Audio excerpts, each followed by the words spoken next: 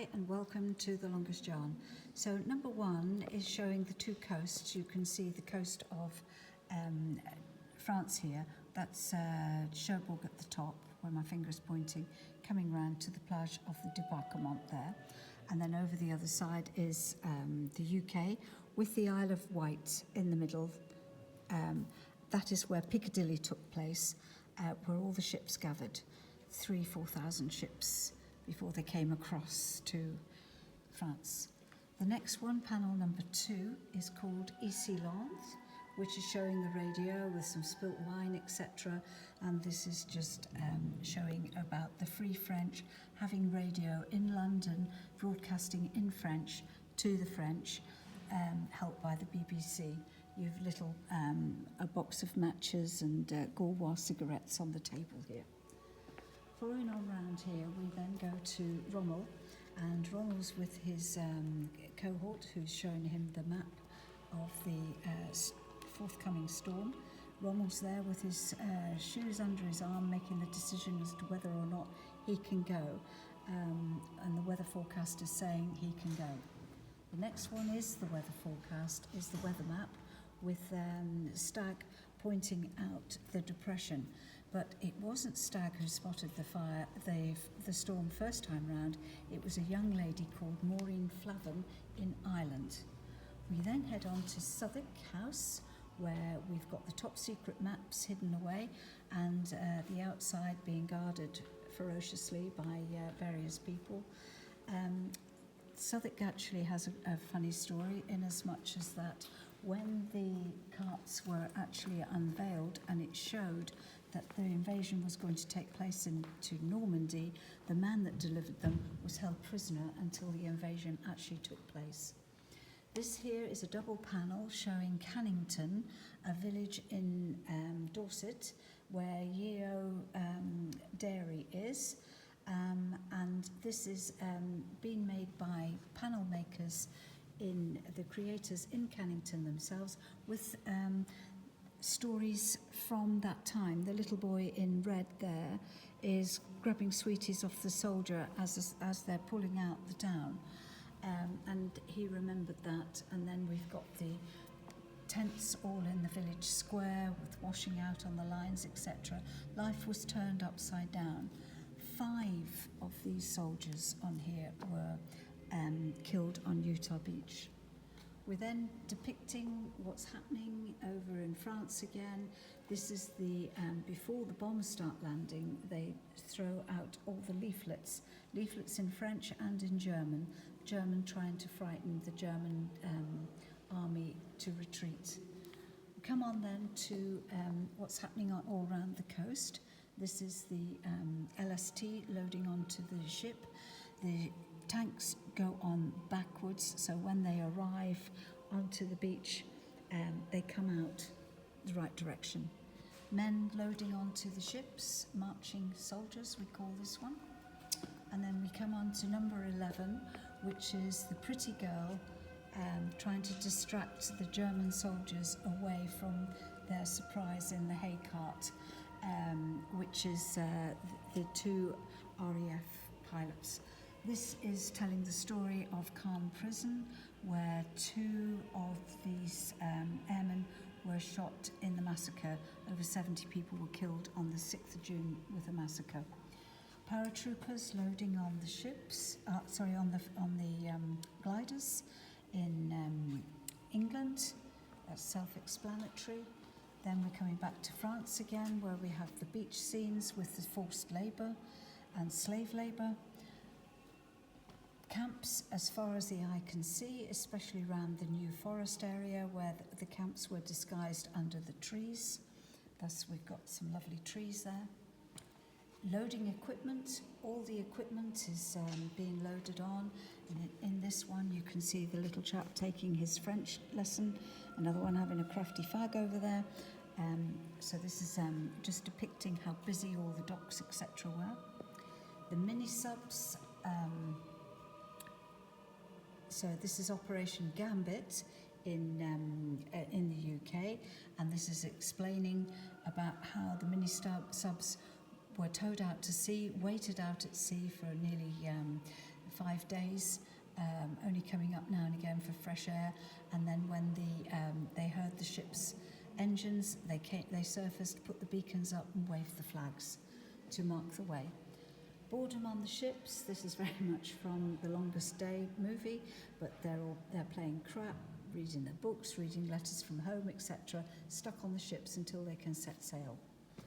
Let's Go is Eisenhower, Stagg and all the merry men making the actual decision as to whether or not they can go for the invasion. This is the 7th meeting in 24 hours over the weather map.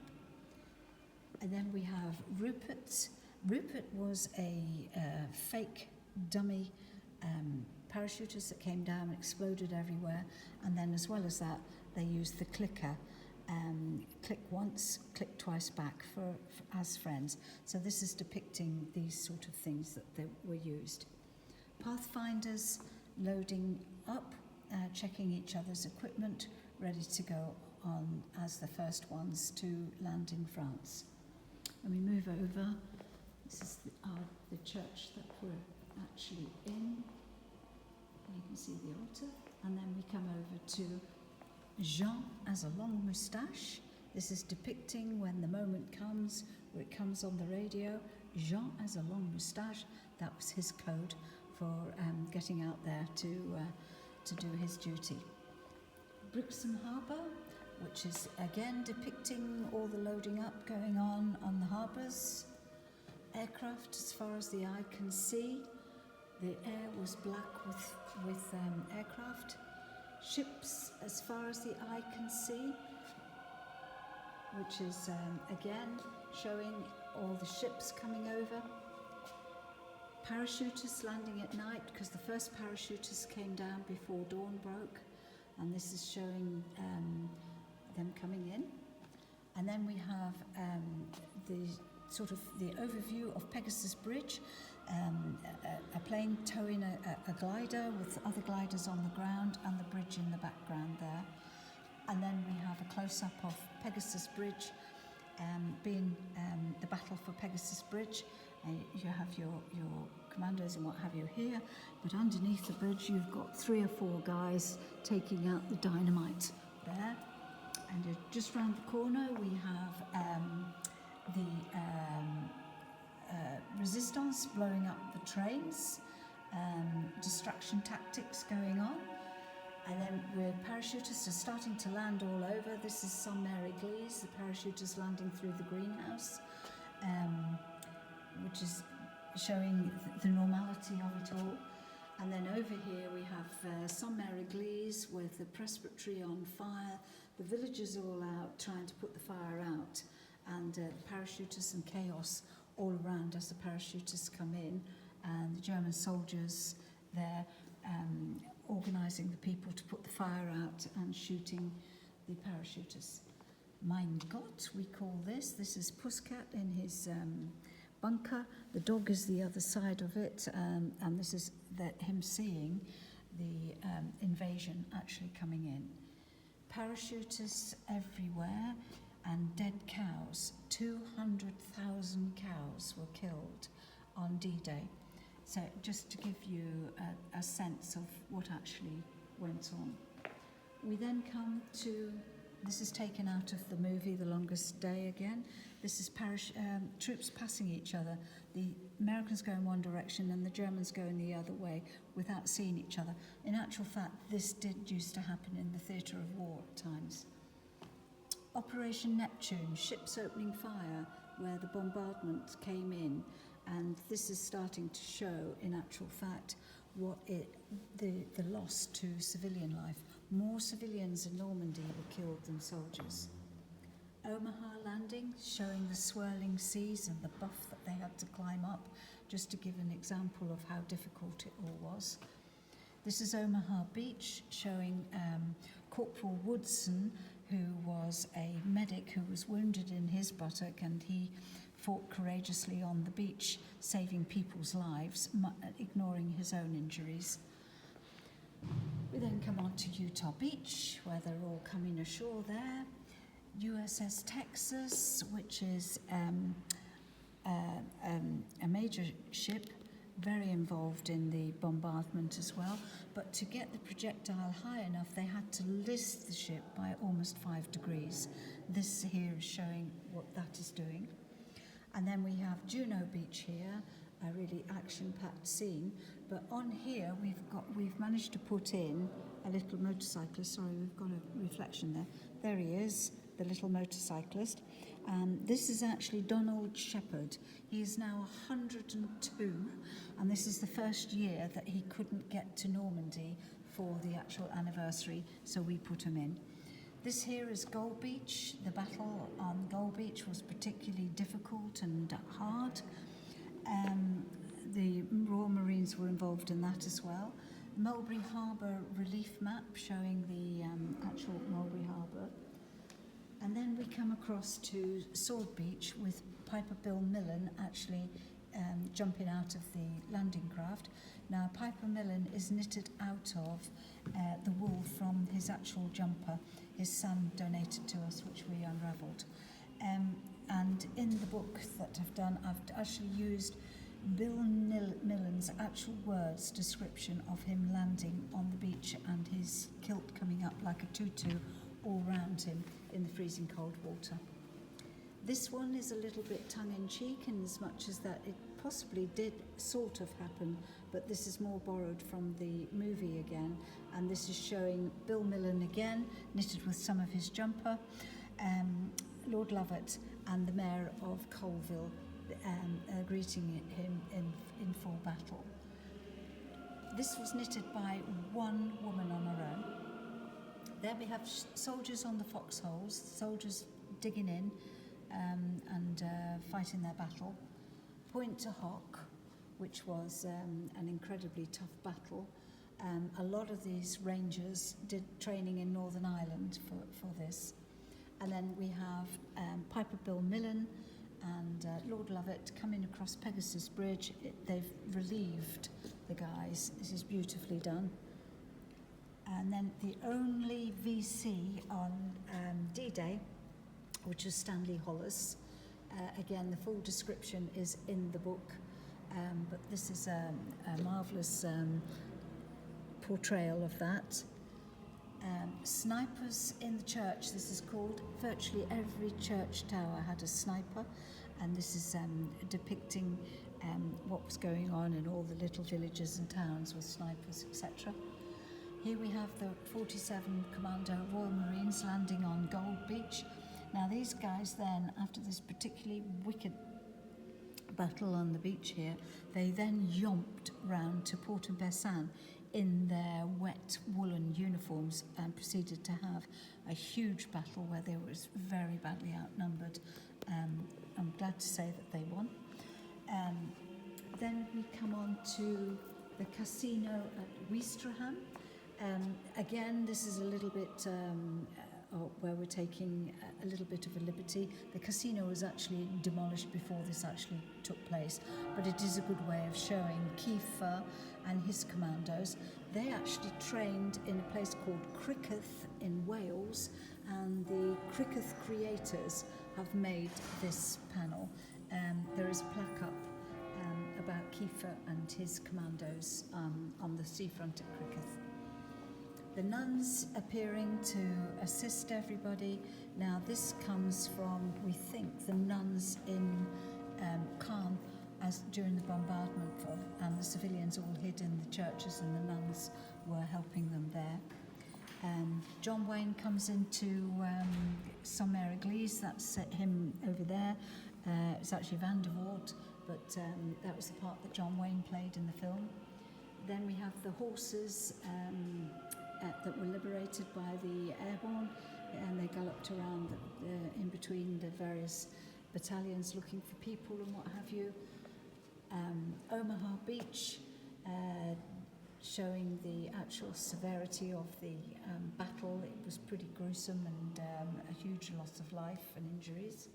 Equipment pouring onto the beaches where we have the bulldozers and everything there, and if you look carefully, you've got the little guy looking into the chest for his ammunition and what have you. The attention to detail in this one is fantastic. We come on to the journalists now, And if you look carefully, you have a chap with his typewriter typing away. He's got his pigeons there, ready to go. And this woman here is the only woman that landed on the 6th of June. Women did not come across to Normandy until the 14th. But this woman is actually Ernest Hemingway's wife, and she hid on one of the ships, came ashore and ended up as a stretcher bearer. But round here, you've got Kappa taking the very famous photograph of the guy stuck in the hedgehog. So then we come to Harry Kulkowitz, being the veteran that stayed with us for over 16 years. Harry landed on Utah Beach on the 6th of June, third wave, and Harry was a radio operator and went right the way through to Bastogne. This is the sort of thing that he would have had to do with his guys getting hold of the wires and what have you and tapping in. The big guns of Breakhall Manor, if you look carefully in there, you can see the big gun hidden away in the trees. That was another particularly gruesome situation, as this was firing down on Utah Beach, so it was really necessary to capture this one, which the Band of Brothers, if you look part 3, is there. We're coming on back round on ourselves again, and here we have Dead Man's Corner, which is called Dead Man's Corner because of this guy hanging out the tank. This is the main road up from Utah Beach down to Carentan. Particular importance to take it. The house had Germans in there. Anyway, the guy was shot in his tank. He was a lieutenant, and the radio messages got shorter and shorter. It started off with the dead man hanging out the tank on the corner to the dead guy, and then eventually to Dead Man's Corner. It lasted nearly 3 days.